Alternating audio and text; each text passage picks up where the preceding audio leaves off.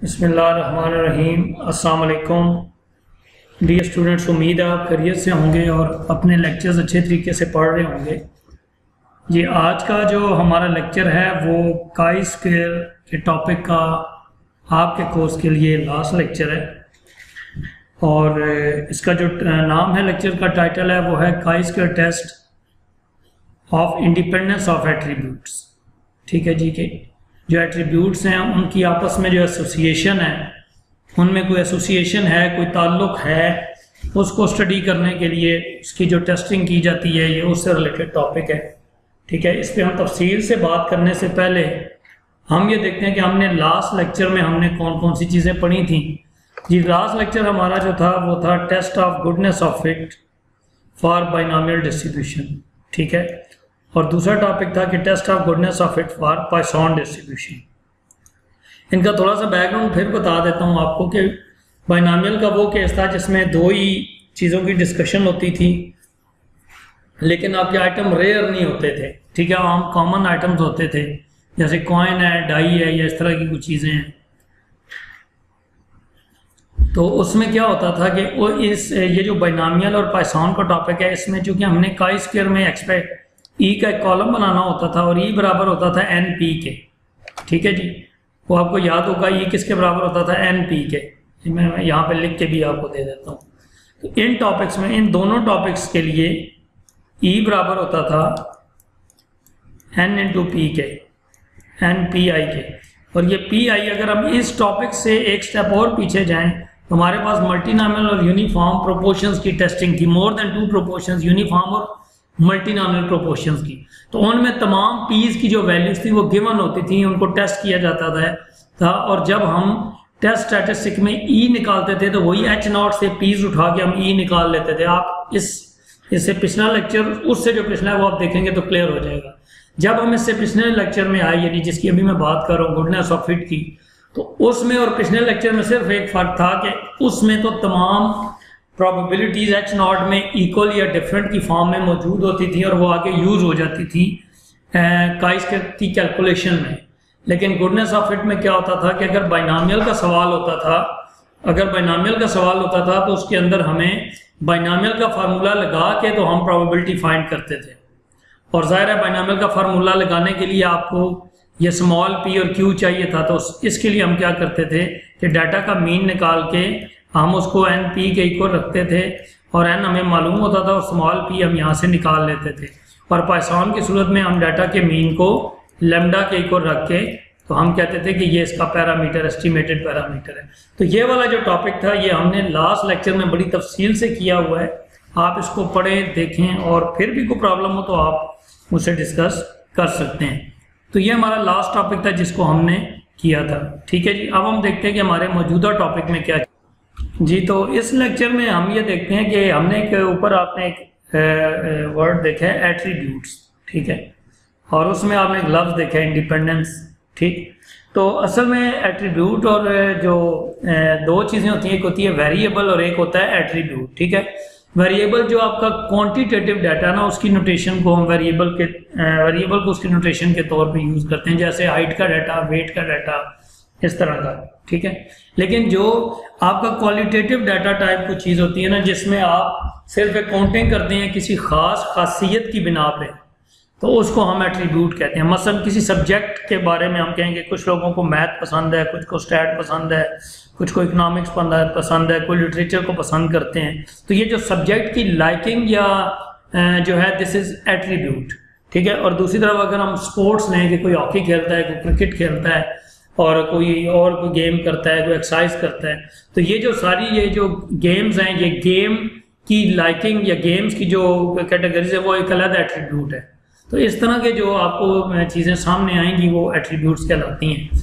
तो फार्मूला हमने जैसे शुरू में कैद किया था कि हम फार्मूला एक ही रखेंगे, ये हमारा फार्मूला यही है। सिर्फ अब इसमें फ़र्क ये है कि हमारे पास पिछले लेक्चर्स में जो एक्सपेक्टेड थी वो एन पी के बराबर थी। ठीक है, ये बहुत आसान है, इसमें कोई लंबा चौड़ा काम नहीं करना होता। एक टेबल हमें गिवन होता है और टेबल के अंदर ही हम एक एक्सपेक्टेड वैल्यूज़ का एक टेबल बना लेते हैं। उसी टेबल के विद इन हम कैलकुलेशन करते हैं और ये बड़ी आसानी से हमें वो पता चल जाता है। अब हमें एक टेबल अगर हम लें तो टेबल में कोई भी नंबर एक किसी रो का भी हिस्सा होगा और किसी कॉलम का भी हिस्सा होगा, ठीक है, और एक तमाम वैल्यूज़ के ग्रैंड टोटल भी नीचे आएगा। तो हम किसी भी एंट्री पे जब एक्सपेक्टेड फ्रीक्वेंसी निकालना चाहेंगे तो हम क्या करेंगे, उस एंट्री की रो का टोटल, ठीक है जी, मल्टीप्लाई बाय उस एंट्री के कॉलम का टोटल, ये दोनों के टोटल को मल्टीप्लाई करेंगे और जो ग्रैंड टोटल होगा यानी पूरे टेबल का टोटल उससे हम डिवाइड कर दिया करेंगे। तो ये एक्सपेक्टेड फ्रीक्वेंसी ऐसे आएगी। फिर डिग्री ऑफ फ्रीडम क्या होगा कि नंबर ऑफ रोज, जितनी भी रोज उस टेबल में हैं उनमें से कम करेंगे तो ये एक नंबर आ जाएगा। मसलन अगर 4 रोज हैं तो 4 में से -1 करें तो ये 3 आ जाएगा, और अगर 4 कॉलम्स हैं तो 4 में से 1 माइनस करें तो ये 3 आ जाएगा। तो डिग्री ऑफ फ्रीडम क्या आ जाएगा, 9।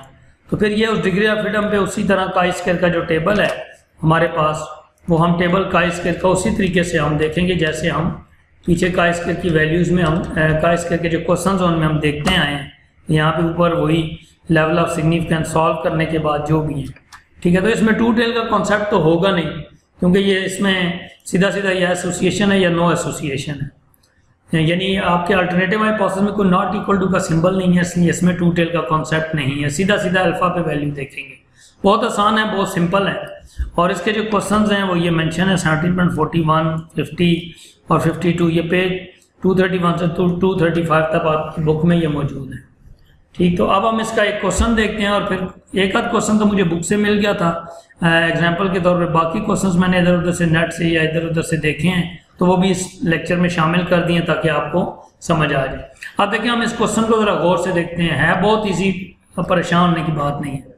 कहता है 422 candidates of specific post gave particulars of their university degree and their hobbies, ठीक है। देखें जैसे मैंने अभी थोड़ी देर पहले कहा था कि आपकी यूनिवर्सिटी डिग्रीज जो हैं, जैसे सब्जेक्ट्स हैं, तो एक मैथ वाला है, केमिस्ट्री में उसने डिग्री की है और फिजिक्स में डिग्री की है, और उसके बाद उनकी जो साइड पे जो उनकी ये वाली वैल्यूज़ हैं, ये किसकी, उनकी हॉबीज़ की, कि म्यूज़िक सुनना, क्राफ्ट वर्क, रीडिंग या ड्रामास वगैरह देखना। तो अगर मैं इस 24 को देखूं तो ये क्या बता रहा है कि ये 24 उतने लोग हैं जिनकी मैथ की डिग्री और वो म्यूज़िक सुनना पसंद करते हैं। 11 उतने हैं जिनकी मैथ की डिग्री और वो क्राफ्ट वर्क पसंद करते हैं। 32 ऐसे लोग हैं जिन्होंने मैथमेटिक्स में डिग्री ली और रीडिंग उनका शौक है, और 10 ऐसे हैं जो ड्रामा वगैरह देखते हैं। इसी तरह फिजिक्स का और ये केमिस्ट्री के लोगों का डाटा है। तो ये 492 टोटल लोग हो गए, ठीक है जी। और इसके अंदर अगर हम मैं इधर से टोटल देखूं तो ये मुझे टोटल मिल रहा है म्यूज़िक वालों का। टोटल म्यूज़िक पसंद करने वाले लोग 124 हैं, जिनमें 24 मैथ के हैं, 86 केमिस्ट्री के हैं और 17 फिजिक्स के हैं। और अगर मैं 77 को टोटल देखूं तो ये 77 टोटल मैथ्स के 77 लोग हैं, जिनमें से म्यूज़िक पसंद करने वाले 24, क्राफ्ट वर्क वाले 11 और रीडिंग करने वाले 32 और ड्रामा वगैरह देखने वाले वो 10 हैं। तो ये इसकी एक्सप्लेनेशन है इस टेबल की, ठीक है। Okay, the degrees were in mathematics, chemistry और physics and the hobbies could be classified, ये जितनी बताई गई हैं। The data are presented concisely in the following table, ये मैं एक्सप्लेन कर चुका हूँ। कहता है डिस्कस, यस आप देखें, discuss the association between the two categories of classification, यानी डिग्रीज और हॉबीज में कोई एसोसिएशन है या ताल्लुक है या कोई डिपेंडेंस है या इंडिपेंडेंस है। तो इंडिपेंडेंस बोले, एसोसिएशन बोले, बात एक ही है, ठीक है। तो ये आपका क्वेश्चन है।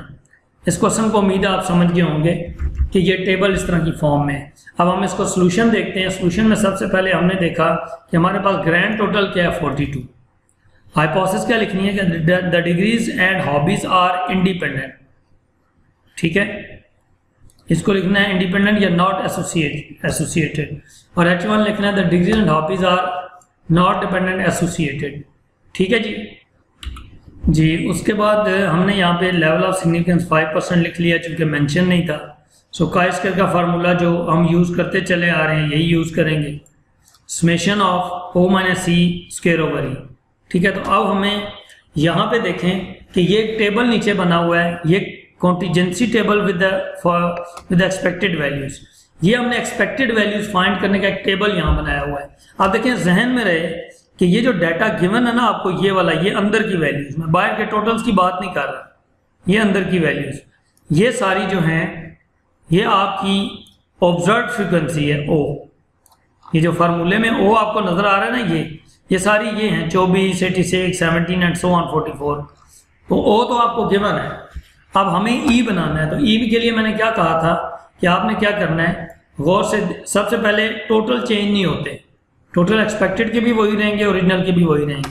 अब आपने यहाँ की एक एक्सपेक्टेड फ्रीक्वेंसी ये कैसे बनाई, आप ये देखें, आपने इस रो का टोटल 124 डिवाइडेड बाय इस कॉलम का टोटल। अच्छा, ये टोटल कहाँ से है, ये जो ओरिजिनल डाटा गिवन है ना, इसके टोटल एज इट इज उस पर लिख लेने। आप ये समझे ये अंदर वाला टेबल अभी खाली है, ये कुछ भी नहीं, ठीक है, ये खाली है, इसमें अभी कुछ नहीं है। आपने ये टोटल ऊपर से देख के लिख लिए जो क्वेश्चन गिवन था, 124, 101, 187, 80 और ये लिख लिया और ये जगह खाली छोड़ दी है जितनी मैंने क्रॉस की, ठीक है। अब हम कैसे इसकी एक्सपेक्टेड फ्रीक्वेंसी निकालेंगे, टोटल तो हमने पहले से लिख ली है, तो ये क्या होगी, अगर आपने यहाँ की एक्सपेक्टेड निकालनी है 19.4 कैसे आई, इस कॉलम का टोटल देखें 77 है और इस रो का टोटल देखें तो 124 है। तो इन दोनों, जिस रो में ये आ रहा है उसका टोटल इनटू जिस कॉलम में ये आ रहा है उसका टोटल और डिवाइडेड बाय ये वाला ग्रैंड टोटल, ये आप देख सकते हैं, ये ग्रैंड टोटल ये नीचे है और ये 77 जो है ये आपका ये टोटल है और 124 जो है ये आपका ये टोटल है, ठीक है। तो किसी भी जगह की एक्सपेक्टेड फ्रीक्वेंसी आपने कैसे निकालनी है, आपने करना है रो का टोटल मल्टीप्लाई बाय कॉलम का total divided by grand total. अगर आप यहाँ पे देखें, आपने यहाँ की अगर वैल्यू ये कैसे निकाली 59.9, इस रो का टोटल कितना है 10, इसका चाहे रो का पहले लिखें कॉलम को कोई फर्क नहीं पड़ता, रो का टोटल 101, कॉलम का टोटल 144 और डिवाइडेड बाय ग्रैंड टोटल। तो ये इस तरह जब आप कर लेंगे तो ये सारे आपके पास ये जो वैल्यूज आपको नज़र आ रही हैं, ये वाली आपको एक्सपेक्टेड फ्रीक्वेंसीज मिल जाएंगी, ये और ये सारी आपको यहाँ एक्सपेक्टेड फ्रीक्वेंसीज मिलेंगी। तो ओरिजिनल फ्रीक्वेंसीज तो ऊपर है ना, वो 24, 11, 32, 10 और इसकी कॉरस्पॉन्डिंग एक्सपेक्टेड आ गई 19.4, 15.8 और ये वो। अब हमने क्या करना है कि हर ओरिजिनल के सामने उसकी एक्सपेक्टेड लिखनी है। तो अगर आप टेबल को यूं कॉलम वाइज इधर से लिख रहे हैं तो ये भी कॉलम वाइज लिखते जाए ताकि आपको वैल्यूज मिलती जाए। तो ये आप देखें आपने क्या लिखा 24, 11, 32, 10। सो 24, 11, 32, 10। फिर अगला कॉलम 86, 62, 121, 26, 17, 28, 34, 44। तो ये सारी वैल्यूज आपने ये एक कॉलम में देखें, ये आपने सारी वैल्यूज ये नीचे एक कॉलम में आपने इनको यहाँ पे लिख दिया ये, ठीक है। ये सारा ओरिजिनल जो डाटा था ये उसकी वैल्यूज हैं और ये उनके कॉरस्पॉन्डिंग उसी अंदाज से आपने यहाँ एक्सपेक्टेड लिख लेनी है। ये नहीं है कि ओरिजिनल आप कॉलम वाइज लिखें और एक्सपेक्टेड रो वाइज लिखें, वो वैल्यू आगे पीछे हो जाएंगी। तो बस ये और ये आ गई हैं तो आगे से फिर वही क्वेश्चन वैसे ही है, ओ में से ई माइनस करें और कोई भी ई जो है यहाँ 5 से कम नहीं है और प्रॉबेबली इनमें नहीं होगी, ठीक है। तो ये 5 से कम नहीं है तो उसी तरह आपने का स्क्वायर जो है 54.07 कैलकुलेट कर लिया। यानी अब आपने इस सवाल में और पिछले सवालों में फ़र्क देखा कि उसमें ई निकालने के लिए आपको पी से मल्टीप्लाई करना पड़ता था जो H0 से आती थी। सो यूनिफॉर्म और मल्टीनोमियल के केस में तो H0 से वो इक्वल या डिफरेंट रिस्पेक्टिवली आती थी, लेकिन बाइनोमियल और पॉइसन के केस में हम उन्हें खुद फाइंड करते थे। तो अब यहाँ पे P वाला कॉन्सेप्ट नहीं है बल्कि ये एक्सपेक्टेड फ्रीक्वेंसीज इन्हीं टेबल के अंदर से फाइंड हो जाएंगी। तो ये सारी करने के बाद ये आपके पास का स्क्वायर कैलकुलेटेड आ गया 54.07। अब टेबल वैल्यू क्या होगी, का स्क्वायर टेबल इसमें होगी कि अल्फा के ऊपर अल्फा पे ही देखना है, कोई अल्फा पे 2 नहीं करना, रो -1 इंटू कॉलम -1। तो क्या करेंगे 0.05 एज इट इज अल्फा, तो number of rose -1 into number of columns -1। तो रोज कितनी है इसमें आप देखें, ये जो टेबल यूज हुआ है 1, 2, 3, 4 रोज हैं और कॉलम्स कितने हैं 3। तो यहाँ पे क्या हुआ, रोज -1 यानी 4 -1 3 बन गया और 3 -1 2 बन गया। तो यहाँ पे आपके पास का स्क्वायर की वैल्यू 6 पे आपने देखनी है। तो हम जरा टेबल में जाके देखते हैं कि 0.05 के अंदर 6 के ऊपर हमें कौन सी वैल्यू मिलती है, ठीक है। ये 0.05 है, तो ये 1, 2, 3, 4, 5, 6। तो ये आप देखें तो ये 6 डिग्री ऑफ फ्रीडम के ऊपर आपको ये वैल्यू 6 के ऊपर ये मेरी है 12.592 तो ये वैल्यू आपको 12.592 राउंड करके 2 पे हमने लिख दी। तो ये आपके पास टेबल वैल्यू आ गई। बस अब हमने क्या देखा कि कैलकुलेटेड वैल्यू चूंकि टेबल वैल्यू से बड़ी है, सीधी सीधी बात, तो H0 रिजेक्ट होगी। इसका मतलब है कि एक्सेप्ट करें H1 को, और हम कहेंगे कि डिग्रीज और हॉबीज जो हैं वो नॉट इंडिपेंडेंट, वो इंडिपेंडेंट नहीं है बल्कि वो डिपेंडेंट है, उनमें कोई एसोसिएशन है, एसोसिएटेड है। ठीक है, तो ये आपके पास इसका क्वेश्चन कंप्लीट हो गया। उम्मीद है आपको ये क्वेश्चन बिल्कुल क्लियर हो गया होगा। ठीक है, अगला क्वेश्चन हम देखते हैं। अब यहाँ पे उसने देखें उसी तरीके से ये यहाँ पे एजेस का एक डिस्ट्रीब्यूशन बताई है, और इधर उसने जो है वो डिफरेंट माइंड सेट्स बताए हैं। और कह रहा poll was conducted among 600 candidates regarding their age and political preferences. ये पॉलिटिकल प्रेफरेंसेस हैं और ये उनकी एज है। तो वो कहता है कि क्या एज का कोई पॉलिटिकल प्रेफरेंसेस से कोई एसोसिएशन या ताल्लुक बनता है या नहीं। तो ये देखें पूरा क्वेश्चन उसी तरह है, आप इसको देख सकते हैं। टोटल 600 है, पीछे 492 था, यहाँ 600 है। तो हम क्या लिखेंगे, the age and voting preferences are independent and not independent. Alpha आ गया 5%, वही फार्मूला आ गया। और हर स्टेबल में आपने क्या किया, उसी तरीके से रो का टोटल इनटू कॉलम का total divided by grand total. ठीक है, तो ये आप देखें ये वैल्यूज, ये आपके सामने फार्मूला है, इसको और इसको यूज़ करके ये फार्मूला बना। आपके पास जो एक्सपेक्टेड फ्रीक्वेंसी आ गई 55.80 आ गई। इस तरह और भी सारी एक्सपेक्टेड फ्रीक्वेंसीज आप निकाल लेंगे जैसे पिछले क्वेश्चन में की है। तो कोई एक्सपेक्टेड फ्रीक्वेंसी 5 से कम आपको नहीं मिलेगी। तो यहाँ पे फिर इसी तरीके से ये ओ का कॉलम ओरिजिनल डाटा, ठीक है 49। अब इसने गालिबन टेबल रो वाइज लिखा है जी, ये मैंने रो वाइज लिख दिया ताकि थोड़ा मुख्तलिफ कर दिया जाए। तो ये रो वाइज पहले ये रो लिख ली, फिर ये दूसरी रो लिख ली, फिर तीसरी रो लिख ली। इसी तरह जब आप एक्सपेक्टेड का कॉलम लिखेंगे तो पहले ये रो लिखेंगे, फिर दूसरी ये रो लिखेंगे आंसर्स, और फिर तीसरी ये रो लिखेंगे ताकि हर वैल्यू के कॉरस्पॉन्डिंग उसकी असल वैल्यू है। तो ये ओ आ गया और ये एफ आ गया। उसके बाद सारा ओ माइनस ई स्केयर, और फिर हर ओ माइनस ई को स्केयर को कॉरस्पॉन्डिंग ई से डिवाइड किया। बाकी कैलकुलेशंस वही हैं जो हम यूनिफॉर्म प्रोपोर्शन से लेके अभी तक चलते आ रहे हैं। तो काई स्क्वायर की जो कैलकुलेटेड वैल्यू है वो आपके सामने 22.09 आ गई। अब ये जो कैलकुलेटेड वैल्यू आप देख सकते हैं कि ये वैल्यू जो टेबल से वैल्यू आई है, अब इसका भी degree of freedom by chance 6 मान रहे हैं, तो ये वैल्यू इससे बड़ी है, तो H0 रिजेक्ट हो गया। और हमने कंक्लूड किया कि एज और वोटिंग प्रेफरेंसेस जो है वो इंडिपेंडेंट नहीं है, उनमें कोई ना कोई ताल्लुक ज़रूर है। यानी मतलब ये कि जैसे जैसे एज की कोई उसमें पुख्तगी आ रही है या तो सोच डेवलप हो रही है, तो उस हिसाब से वो अपनी उनकी जो प्रेफरेंसेस हैं, उनकी पॉलिटिकल प्रेफरेंसेस हैं, उनके ऊपर उनका कोई ताल्लुक है, कोई असर पड़ता है, ये जो भी। तो ये कॉन्सेप्ट है इसका जी। उसके बाद एक और क्वेश्चन है आपके पास, ये हम देखते हैं। ठीक है, 2 क्वेश्चन और हैं। A survey of 200 workers was conducted regarding their educational school graduates और लेस कॉलेज ग्रेजुएट्स और यूनिवर्सिटी ग्रेजुएट्स। ये उनके एजुकेशन लेवल्स हैं और ये उनके जॉब सेटिस्फेक्शन लेवल्स हैं, लो मीडियम हाई। तो वो कहता है कि क्या जो स्कूल लेवल है, ठीक है, और जॉब लेवल और स्कूल जो है उसकी एजुकेशन है, उनके दरमियान में कोई सेटिस्फेक्शन लेवल है, यानी कि जितना कोई हाईली एजुकेटेड होगा उसके अंदर सेटिस्फेक्शन के लेवल का कोई ताल्लुक है या नहीं। तो एक ये डिग्री, ये एक आपका एट्रीब्यूट और एक दूसरा एट्रीब्यूट है, तो क्या इन दोनों में आपस में कोई एसोसिएशन है या नहीं। तो ये देखें उन्हीं स्टेप्स के ऊपर हमने क्वेश्चन किया हुआ है। सिर्फ हमने ये ओरिजिनल डाटा था 20, 17, 11, 35, 33, 18, 25, 20 और 21, ये अंदर वाली वैल्यूज़ की बात कर रहा हूँ। बाहर के टोटल हम हमारे सिर्फ इस काम आएंगे कि हम एक्सपेक्टेड निकाल सकें। तो ये एक्सपेक्टेड फ्रीक्वेंसीज आ गई। उसी तरीके से आपने पूरा डाटा फिल किया, डाटा यहाँ पुट करके ओ ई और ओ ऑब्जर्व फ्रीक्वेंसीज, ई एक्सपेक्टेड फ्रीक्वेंसीज, सारी कैलकुलेशंस करने के बाद 2.696 आ गया, कैलकुलेटेड वैल्यू आ गई। और टेबल वैल्यू आपका डिग्री ऑफ फ्रीडम क्या बनता है, इस वक्त 3 रोज और 3 कॉलम्स थे। ये 3 रोज हैं और ये 3 कॉलम्स हैं। तो डिग्री ऑफ फ्रीडम बना 3 - 1 3 - 1 यानी 2 2 4। तो हमारे पास लेवल ऑफ सिग्निफिकेंस उसने कहा है कि आप 2.5% यूज़ करें। ठीक है, ये उसने मेंशन किया होगा।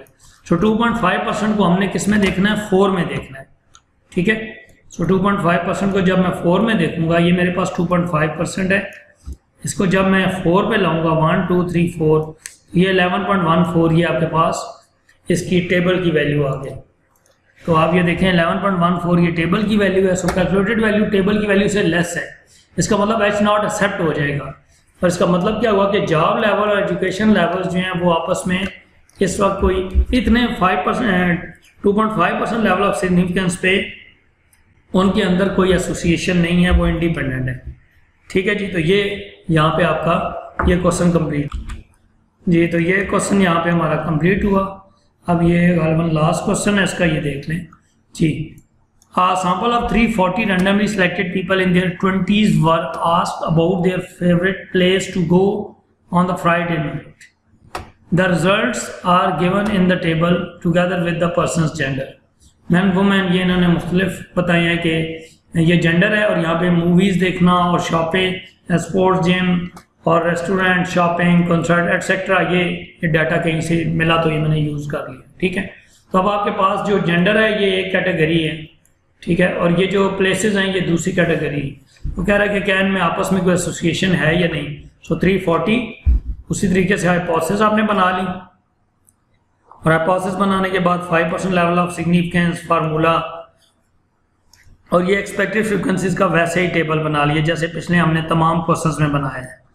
ये बनाने के बाद हमने उसी तरीके से तमाम ऑब्जर्व फ्रीक्वेंसीज को लिख लिया, तमाम एक्सपेक्टेड फ्रीक्वेंसीज को लिख लिया। ये करने के बाद उसी तरह ओ में से ई माइनस और सारी कैलकुलेशन पिछले सवालों की तरह 12.987 ये आपका कैलकुलेटेड वैल्यू आ गई। जब टेबल वैल्यू आपने देखी तो वो डिग्री ऑफ फ्रीडम, इसमें आपके पास कॉलम्स 5 थे, 1 2 3 4 5, और रोज 2 थी। तो आपके पास जो डिग्री ऑफ फ्रीडम बना वो बना 2 - 1 इंटू 5 - 1। सो 2 - 1 1 हो गया, 5 - 1 4 हो गया, तो 4 1 ज़ा 4। सो काई स्क्वायर की वैल्यू 0.05 को 4 में देखा तो 9.488 आपको टेबल से वैल्यू मिली। ठीक है, ये हम वैल्यू देख सकते हैं कि 5% को हमने 4 पे देखना है, तो ये 4 पे ये आपको 9.488 ये वैल्यू मिल रही है। ठीक है जी, तो उसके बाद क्या देखा कि कैलकुलेटेड वैल्यू टेबल से ज़्यादा हो रही है, तो हमारी H नॉट रिजेक्ट होगी यानी H1 एक्सेप्ट होगी। इसका मतलब क्या हुआ कि हमारे पास जो एक्टिविटीज़ और जेंडर्स हैं इनका आपस में एक ताल्लुक है, एक एसोसिएशन है, ये इंडिपेंडेंट नहीं है। ठीक है, तो ये आज का हमारा टॉपिक था। आपने देखा बहुत सिंपल सा था, बज़ाहिर देखने में चीज़ें मुश्किल होती हैं लेकिन जब आप उन्हें करते हैं तो बहुत आसान होती हैं। तो सिर्फ समझने का पॉइंट ये था कि एक्सपेक्टेड कैसे निकलेगी, दैट्स इट। इसके अलावा कोई और चेंजिंग नहीं है, और डिग्री ऑफ फ्रीडम के अलावा। तो इससे रिलेटेड और भी क्वेश्चंस आप ढूंढें और करें, मुख्तलिफ बुक्स में होते हैं। ठीक, इंशाल्लाह ताला अगले लेक्चर में हम एफ डिस्ट्रीब्यूशन एफ स्टार्ट करेंगे, और बिल्कुल एफ का जो कॉन्सेप्ट होगा वो बिल्कुल काई स्क्वायर की फिगर्स के जैसा ही होगा। इंशाल्लाह ताला हम उसमें देखेंगे, और हम उसमें टेस्टिंग ऑफ हाइपोथेसिस करेंगे for the equality of 2 population variances. 1 variance की टेस्टिंग काई स्क्वायर ने की थी। ठीक है, तो जो डिफरेंस ऑफ 2 यानी डिफरेंस नहीं, रेशियो ऑफ 2 वेरिएंसेस या इक्वालिटी ऑफ 2 वेरिएंसेस की जब टेस्टिंग करेंगे तो हमें एफ बताएगा। और ये मैं उस लेक्चर में आपको लॉजिक बताऊंगा कि अगर काई स्क्वायर एक वेरिएंस की टेस्टिंग कर रहा है तो एफ जो है वो 2 वेरिएंस की क्यों टेस्टिंग कर रहा है। इसका मतलब कि कोई काई स्क्वायर का एफ से कोई ताल्लुक है तो ऐसा हो रहा है। ठीक है, कि एक काई स्क्वायर था तो टेस्टिंग हुई 1 वेरिएंस की। तो वैसे जहन में एक चीज़ आती है कि यार अगर 2 वेरिएंसेस हैं तो फिर 2 काई स्क्वायर होने चाहिए थे। तो ये भी आप इंशाल्लाह देखेंगे कि आपकी भी बात ठीक होगी कि वो 2 काई स्क्वायर से ही कोई एफ बना है। तो वो इंशाल्लाह ताला हम उस लेक्चर में देखेंगे। उम्मीद है आपको आज का लेक्चर समझ आया अच्छे तरीके से। प्लीज़ लेक्चर सुना करें, और जब इंटरेक्टिव सेशन होता है उसमें क्वेश्चंस अपने लेके आया करें। ये तभी मुमकिन हो सकता है जब आप लेक्चर नेक नियती से और टाइम निकाल के सुनें। ठीक है, ये आपके लिए तैयार किए जाते हैं, मेहरबानी किया करें, लेक्चर सुन लिया करें। सलामत रहें, अल्लाह ताला आपको खुश रखे। थैंक यू सो मच जी, अल्लाह हाफ़िज़, अस्सलाम वालेकुम।